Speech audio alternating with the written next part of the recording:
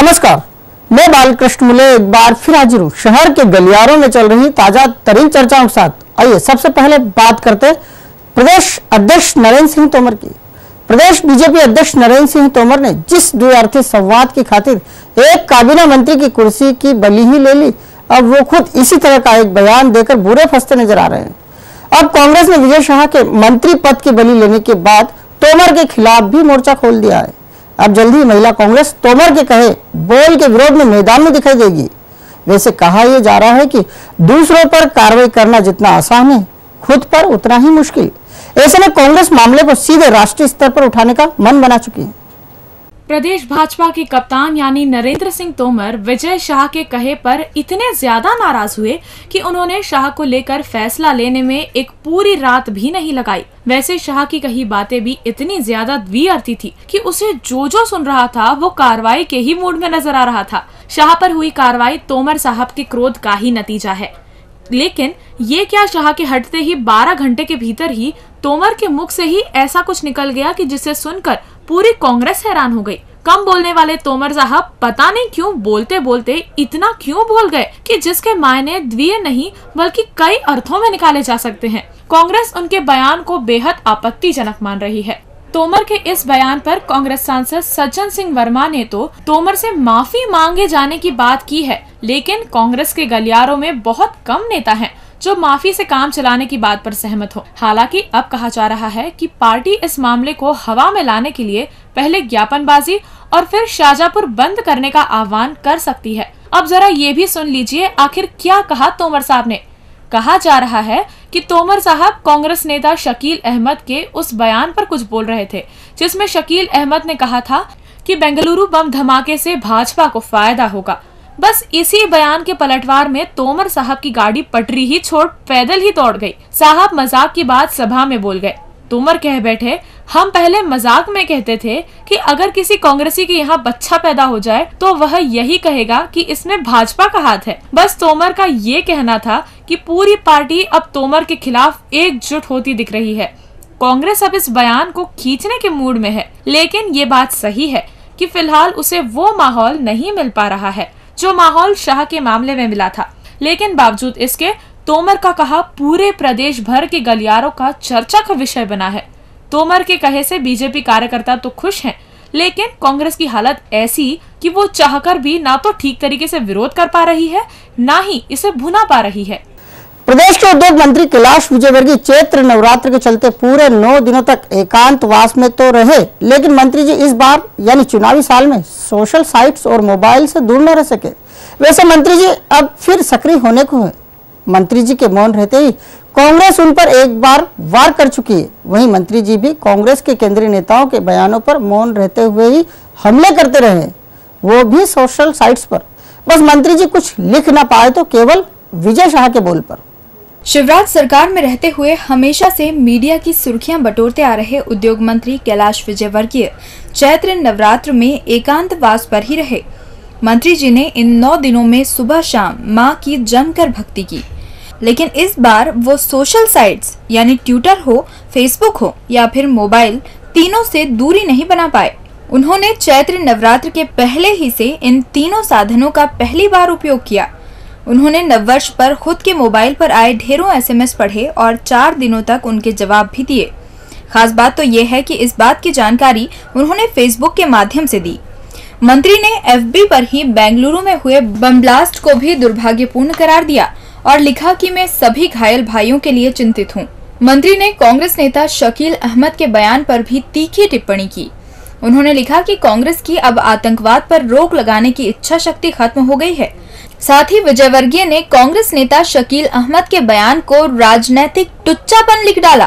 पूरे 9 दिनों तक मंत्री जी के अज्ञातवास की चर्चाएं तो खूब हुई, लेकिन उनके साइट्स पर नजर डालें तो उसे निहारने वालों की संख्या बेहद कम देखी गई। उनकी लिखी बातों पर 9 दिनों में केवल कुछ सैकड़ा लाइक और कमेंट्स आए। वो इस बीच फेसबुक पर ही चैत्र नवरात्र की रिपोर्टिंग भी करते रहे। साथ ही उन्होंने ये भी लिखा कि चैत्र नवरात्र में मैं मौन व्रत रखता हूँ, एक ही स्थान पर एकांत में रहकर माता की भक्ति में लीन रहता हूँ, किसी से मिलता नहीं हूँ, यहाँ तक मोबाइल को भी हाथ नहीं लगाता। परंतु इस बार मोबाइल का उपयोग बहुत ज्यादा हुआ। मंत्री जी प्रदेश की राजनीति से नदारद रहे, लेकिन उनके पास पल पल की जानकारी थी। उनके पास उस घटनाक्रम की भी पूरी जानकारी रही जिसे अब विजय शाह प्रकरण कहा जा सकता है, लेकिन वो एकांतवास में इस पर मौन ही रहे। वैसे मंत्री जी विजय शाह के एक बड़े मददगार के रूप में सालों से पहचान रखते हैं, लेकिन इस बार शायद शाह ने मर्यादा का उल्लंघन कर उनका भी दिल तोड़ा है, इसीलिए मंत्री जी कुछ न लिख सके। आदिम जाति कल्याण मंत्री विजय शाह की शिवराज मंत्रिमंडल से रवानगी क्या हुई? संगठन और सरकार के इस फैसले से कांग्रेस तो छोड़ो, बीजेपी की महिला नेत्रियां भी खुश नजर आ रही है। कहा जा रहा है कि अच्छा हुआ जो हटा दिए गए शाह, वरना उन्हें भी मोर्चा खोलना पड़ता। प्रदेश के बिगडेल मंत्री विजय शाह अब मंत्री नहीं रहे, लेकिन उनके किस्से हैं कि लोगों के जहन से बाहर होने को तैयार ही नहीं है। मंत्री से विधायक रहे शाह को लेकर शहर के साथ साथ गांवों के गलियारों में जमकर चर्चाएं हो रही हैं। शाह को लेकर जिसे जो जानकारी है वो एक दूसरे को बांटने का काम कर रहा है। कोई कुछ तो कोई कुछ और ही कह रहा है। कभी ससम्मान मंत्री की हैसियत से हर आयोजन में शिरकत करने वाले शाह की मौलिक हंसी भी अब पूरी तरह से कहीं खो सी गई है। प्रदेश सरकार में मंत्री रहे शाह का फिलहाल एक पैर हमारे शहर यानी इंदौर में है तो दूसरा खंडवा में, लेकिन उनका मन है कि कहीं लग ही नहीं रहा है। उनकी जुबान ने ऐसी हरकत की है कि उनके अपने ही उनके सबसे विरोधी हो गए हैं। अब तक कांग्रेस के बड़े नेता ही उन पर बयानी डंडे बरसा रहे थे, लेकिन अब शाह की अपनी ही पार्टी की महिला पार्षदों ने ये कहकर अपना गुस्सा जग जाहिर कर दिया है कि अच्छा ही हुआ जो शाह हटा दिए गए, वरना हम लोगों को भी अपनी ही पार्टी के मंत्री के खिलाफ मोर्चा खोलना पड़ता। दरअसल ये बयान इंदौर नगर निगम की ही 2 महिला पार्षदों की ओर से आए हैं। दोनों ही पार्षद शाह के हटाए जाने से खुश नजर आ रही हैं। अब जरा उन हिम्मत वाली बीजेपी महिला नेत्रियों के नाम भी सुन लीजिए। शाह के बोल से MIC मेंबर सपना चौहान और बीजेपी पार्षद आशा हुलासराय सोनी आहत हैं और उन्हीं की ओर से आया बयान इन दिनों सुर्खी बना हुआ है। वैसे दोनों महिला पार्षदों ने अपनी बेबाकी से ये तो बता दिया कि राजनीति अपनी जगह, लेकिन आत्मसम्मान के साथ कोई समझौता नहीं होना चाहिए, वरना इस समय अपनी पार्टी के बड़े मामलों में आखिर कौन बेबाकी दर्ज कराता है। आम आदमी की बात को दम देने के लिए अब आम आदमी पार्टी के कार्यकर्ता भी मैदान में आ गए। मामला गीता भवन स्थित शराब की दुकान को हटाए जाने को लेकर किए जा रहे आंदोलन का है। केजरीवाल समर्थकों ने दुकान हटाए जाने को लेकर चलाई जा रही मुहिम अब अपने हाथों में ले ली है और इसी के बाद संघर्ष भी तेज हो गया है। लेकिन ऐसे में ये बात जबरदस्त तरीके से उठ रही है कि शराब की दुकानें ना तो बीजेपी हटवा पा रही है ना ही कांग्रेस, फिर आम आदमी पार्टी कैसे दुकान हटवा सकती है। कभी जन लोकपाल की मांग को लेकर टीम अन्ना को समर्थन करने वाले युवा अब आम आदमी के साथ हैं। वैसे उनके नेता अब अन्ना नहीं बल्कि केजरीवाल हैं। केजरीवाल फिलहाल ठंडे बस्ते में हैं। ऐसे में उनसे जुड़े इंदौरी युवा स्थानीय मुद्दों पर अपनी सक्रियता बढ़ा रहे हैं। इनका मकसद उन कामों में हाथ डालकर खुद को सक्रिय करना है जिसमें पहले से आम आदमी विरोध के स्वर बुलंद कर रहे हैं। ऐसे ही एक मामले में आम आदमी पार्टी ने भी आम आदमी की आवाज को बुलंद करते हुए गीता भवन क्षेत्र की एक शराब की दुकान को हटाने की मांग को लेकर भजन गाए, लेकिन इस भजन संध्या में पत्थर बरस गए। आम आदमी ने फिर केजरीवाल की तरह ही मीडिया का सहारा लिया। आम आदमी पार्टी के प्रहलाद पांडे सक्रिय हुए और देखते ही देखते पलासिया थाना घेर लिया गया। आम आदमी पार्टी के कार्यकर्ता अब शराब माफियाओं पर आरोप लगा रहे हैं। कह रहे हैं उन्हीं ने पथराव करवाकर अहिंसक आंदोलन को हिंसक बनाने की कोशिश की है।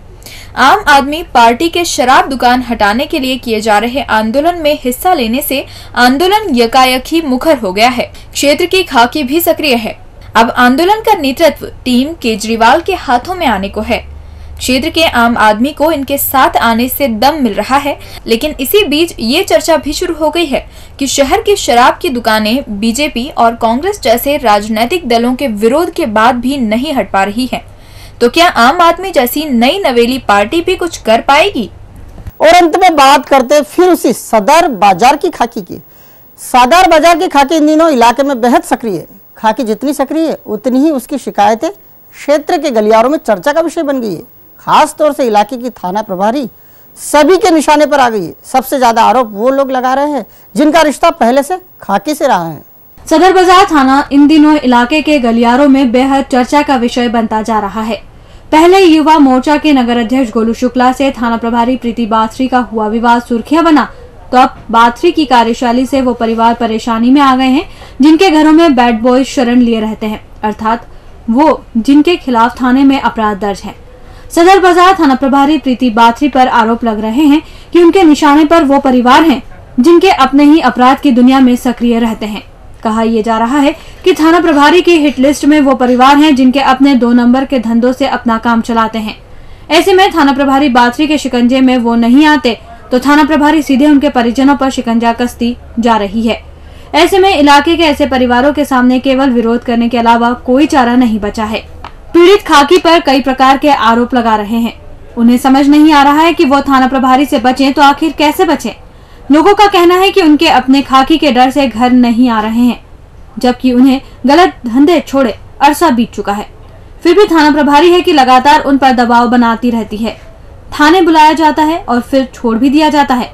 खाकी की इस तरह की कार्यशैली से उन्हें समझ नहीं आ रहा है कि वो आखिर थाना प्रभारी से बचने के लिए किसकी शरण में जाए। हालांकि अभी सदर बाजार की उन बस्तियों में खाकी का खौफ है जहां अवैध काम करने वालों के परिजन निवासरत हैं। ऐसे में सदर बाजार थाना क्षेत्र में केवल खाकी ही खाकी की चर्चा है। डीजी न्यूज के खास कार्यक्रम गलियारों से को आप यूट्यूब पर भी देख सकते हैं। गलियारों से के आज के अंक में फिलहाल इतना ही। ताजा खबरों के लिए आप देखते रहिए डीजी न्यूज।